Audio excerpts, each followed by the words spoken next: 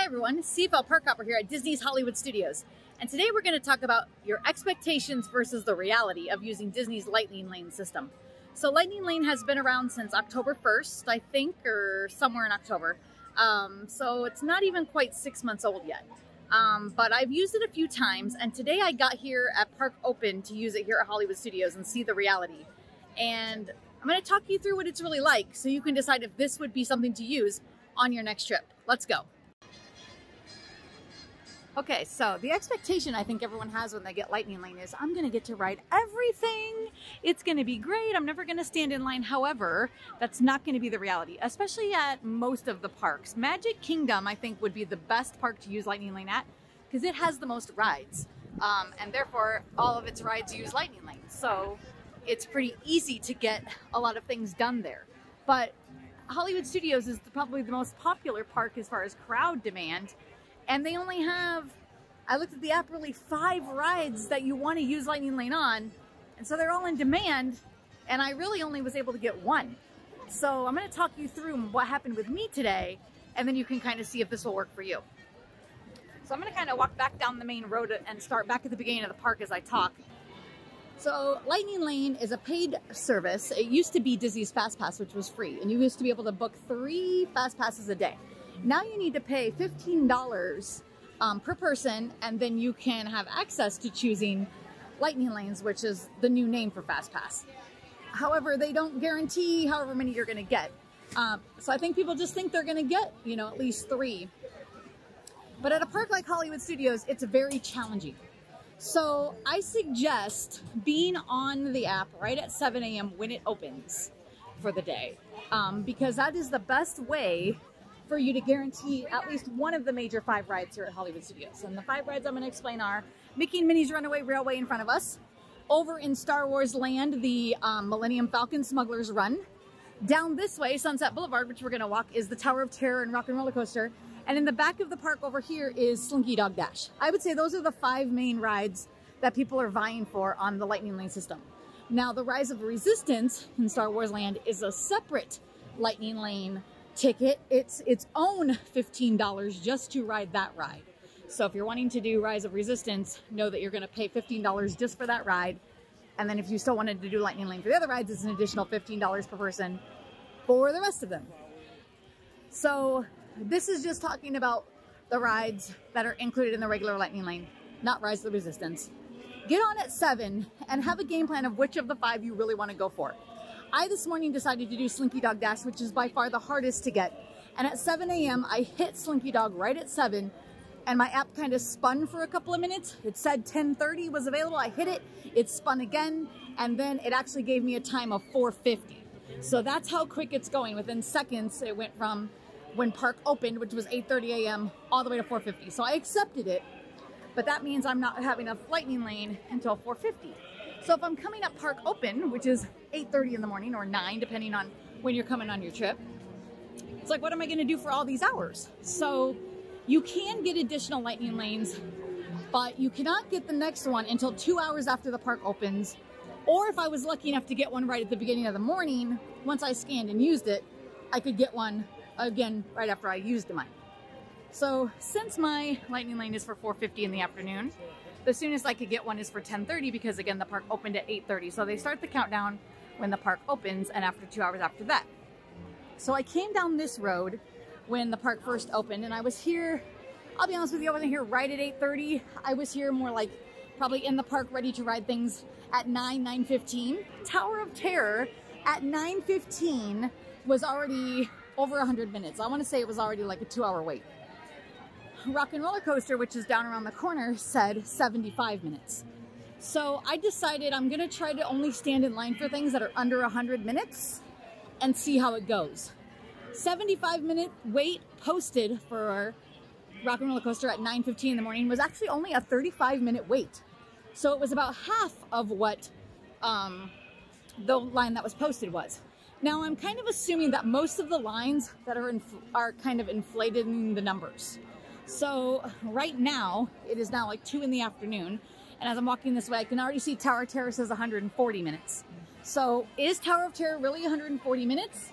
Or is it really about half of that? Which it would make it 70. Now, if all 4 elevators are running, I would say, yeah, it's probably only about 70. However, right now, Tower of Terror is undergoing construction and refurbishment, even though it's open. And so only 2 out of the 4 elevators are operating at a time. And it's gonna be that way over the next several months.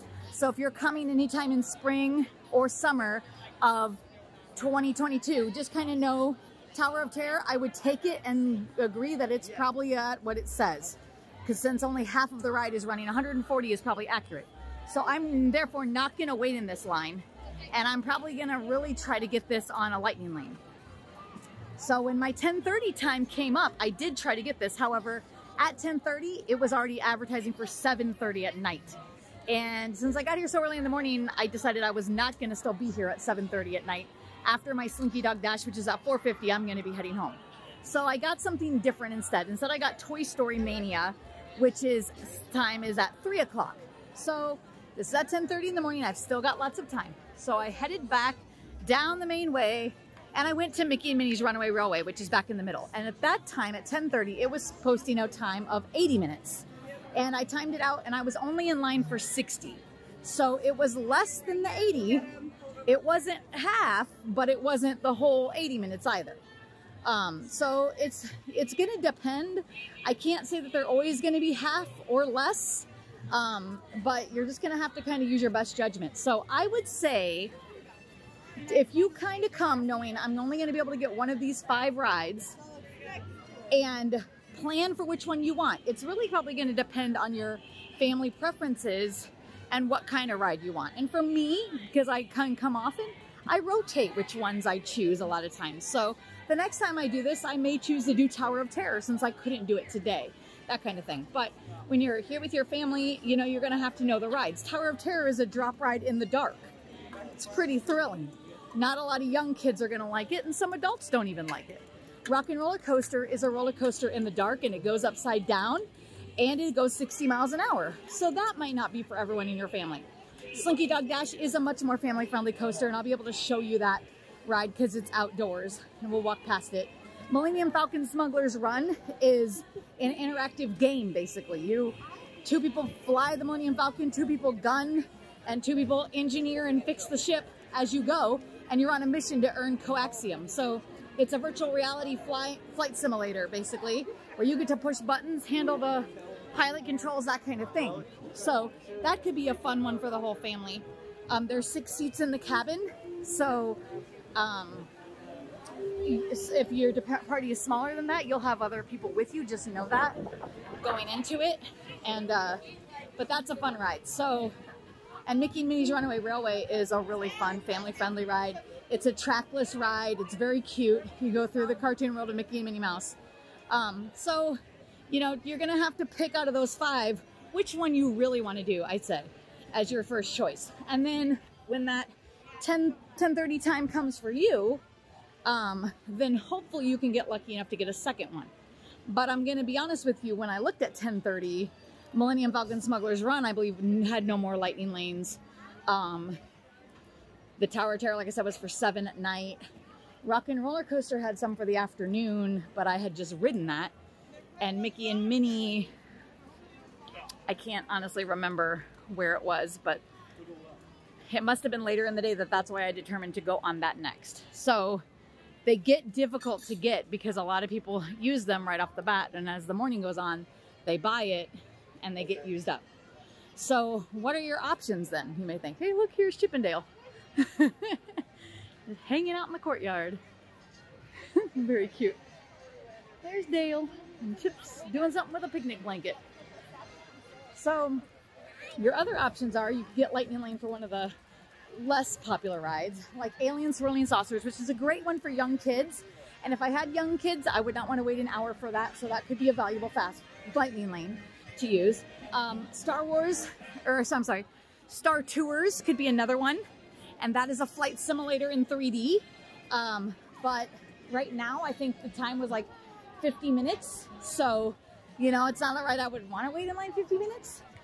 And also, all of the shows do Lightning Lane, which I really would not encourage you using one on the shows unless you just don't want to stand in line. But I went into Indiana Jones earlier and it was pretty much just walk in and find a seat. So I don't think it's that worth it for shows. So like I said, I have one for Toy Story at 3, and we're gonna head towards Star Wars Land.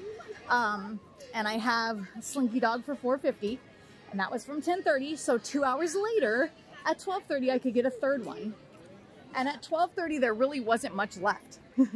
I got Star Tours for 3:30, I think. So I have all 3 of my Lightning Lanes stacked all together from 3 o'clock to 5 o'clock. Basically, I have 3 rides. And as of now, after 2:30, there's really not anything left at all. So my point is, your expectation is going to be, oh, I'm going to be able to get all these big rides with the Lightning Lane. You're probably really only going to get 1 big ride with the Lightning Lane, maybe 2 rides with the Lightning Lane, and then maybe 1 or 2 small rides. So my Lightning Lanes again for today are Slinky Dog Dash at $4.50, Toy Story Midway Mania at 3 o'clock, and Star Tours, which is at 3:30. So they can stack and overlap. Unlike the last system, they wouldn't allow that. But you can't choose the times, as I was saying earlier. They pop up with a time, and you either have to accept it or just keep refreshing and hope for something better. So that's another expectation I think people have is, oh, I'm going to be able to, you know, choose my day. It's kind of limiting in the fact that you can't choose the times, and you just have to go with what they have. It makes it very hard to kind of plan. There was one night I got it at Magic Kingdom, and I wanted to take advantage of it because I paid the $15, but at the same time, the ride times were overlapping the fireworks. So it was, well, I can go on Peter Pan and Small World and Pirates of the Caribbean, or I can go in front of the castle and watch the fireworks. That was the reality. So again, for me, as someone who lives here, I can choose to do Lightning Lane because I can come another night and do fireworks. But if this is your trip and you're coming one time, you're going to want to stand in front of that castle and watch those fireworks. However, if you've paid for the Lightning Lane, you're going to be like, you know, I want to do that because I paid for it. So just know going into it, it's not a very flexible system. And that can make it hard, especially, you know, like let's say you make dining reservations. Let's say I have Sci-Fi Dine-In Theater, which is right here in front of us, booked for 4 o'clock. With the Lightning Lane passes that I have, that would make that very difficult. So just know that it's the expectation going into this are you got to kind of be ready to be flexible with it. Have that game plan of which ride you want for your first ride, and then kind of have some game plans of what your itinerary is going to look like based on what time you get. Because that first ride could be later in the day. Now, there are times where I'll come later in the day. I can still start getting my Lightning Lane at 7 a.m. And on a day like this where I got them all for afternoon, that would have been a great idea to maybe get here in the afternoon, like show up here maybe around 2 or 3 o'clock, do my Lightning Lanes, and then hope that a lot of these other standby lines will get less busy in the evening, which can typically happen. So you may want to look at doing that versus coming early. However, as I said, I got on a couple of rides pretty early. I did do Indiana Jones, I had lunch, and then I came over here to Star Wars Land to check it out. So we're gonna walk in, I'm gonna kind of show you around. Okay, so I wanna show you something real quick. This line over here is for Rise of the Resistance. This is the one that has the individual Lightning Lane that you must pay for by itself. It is $15 alone per person for this ride. However, as you can see, the line here is standing still. I don't like lines that stand still. So to me, $15 for this is always worth it. I'm going to show you its current wait time. Okay, you can see the wait time thing up there, and it is black because there is no wait time because it is currently down. This is the second time today the ride has gone down. It has such high ride technology, such a new ride technology, I guess would be the correct term, that it goes down often. Like about a half an hour ago, this was a 145-minute wait. So imagine you're in that line, 145-minute line. I would say that that line probably isn't half of its weight. It's probably pretty true to what it says. And let's say you'd already been in that line for 2 hours or close to at least 90 minutes. You're invested and that ride goes down. A lot of people will just stay and wait in that line for it to come back up. But here's the thing, that ride can take an hour to come back up. It can take 2 hours to come back up. So you're gonna spend a lot of time waiting around for something that may not happen. If I would have bought the individual Lightning Lane today and had a time for when it went down, it would keep that time on my phone, and when the ride comes back up, I could still use my Lightning Lane. So I say pay the extra 15 bucks for the Rise of Resistance, or if you can only afford one or the other, get Rise of Resistance and not the regular Lightning Lane at this park, and then just know you're gonna wait in the other lines. But I think that ride for sure, I would always use Lightning Lane with that. I've never waited in line. The only time I would probably even try to wait in line for that is at night. So let's say I would have decided to get here after 3 to use my fast passes, or my Lightning Lanes. Sorry, I still like to call it fast pass. Then I would try to get in that line maybe around like 7 o'clock, knowing that the park closes at 9. You could even, if you wanted to stay here late, they'll allow you to get in the park in that line all the way until 9 o'clock, as long as it's up and running. So, but that's when I would choose to gamble to wait in that line, not in the middle of the day. So just have that in mind. And here's the rule about the individual Lightning Lane. I can't get that one at 7 a.m. I can only get that one once the park officially opens. Resort guests only can book the individual Lightning Lane at 7 a.m. So if you're staying on a Disney Resort property, you can book Rise of Resistance at 7. All people staying off property, or who live off property and aren't staying at a Walt Disney World hotel for the evening, can only start booking that ride when it opens at 8:30 or 9, depending on what time the park opens. Today it was 8:30. However, there's a very good chance there will be no Lightning Lane left for Rise of Resistance once the park officially opens. It will be taken up with resort guests at 7 a.m. unless it's a non-busy week. This is a very busy spring break week that I'm here right now. So it was gone shortly after 7. Before 8 o'clock, it was already gone for the day. So just know that, and how you're gonna have to try to plan for Rise of Resistance depending on your situation. Now, if I was staying off property, let's say, and this is my only trip coming here, I would definitely plan to do Rise of Resistance on my trip. So if I could not get the Lightning Lane because I was staying off property, I would figure out a time of the day that I am gonna wait in line. And like I said, probably evening would be best. If the ride would not have broken down earlier today, and again right now, then I was looking at it at 145 minutes a little while ago. Wouldn't be terrible if it's up and running. And it just depends. Some days it'll work great all day long, and other days it will just have terrible days. So just know that with that ride going into it. And if you have the reality of knowing what it's like going into it, instead of the expectation of, oh, I'm gonna get a Lightning Lane and ride it, or I'm not gonna have to wait very long to ride it and be disappointed, I think having that reality of what that ride is really like and the wait times will greatly help you. All right, and here's the Millennium Falcon, because this here is the ride of the Millennium Falcon Smugglers Run that I was talking about earlier, where you can, again, fly the Millennium Falcon. It is currently a 95-minute wait. It's looking kind of long. I rode this around 1:30-ish. I got in the single rider line, and the cool thing about this ride is they have 2 single rider lines, and they move very fast. I don't think I waited more than 20 minutes in the single rider line, and at the time the standby was posted at 85 minutes, so not much less than it is right now. But it moved very fast. Again, they can only take 6 people per pod, so if you have a family of 4, they're gonna put 2 single riders with you unless they have a family of 2 shortly after in the line, which was not the case when I was coming through. They couldn't find any smaller parties. It kept being bigger parties. So that really helped out in the single rider favor. But I understand sometimes when you're here with your family, and this would be a cool ride to ride with your whole family and wait in the queue. Again, for most of these rides, I would try to wait for the wait times to be under 100. So now at 95 or 100, I would wait. But over 100, like earlier this morning, this was like at 135. I don't think I would wait that long. So hopefully this will be less than 95, but it's pretty much standing still, so it could be longer. You can kind of gauge it by how quickly lines move, if they're going to be half the wait or not.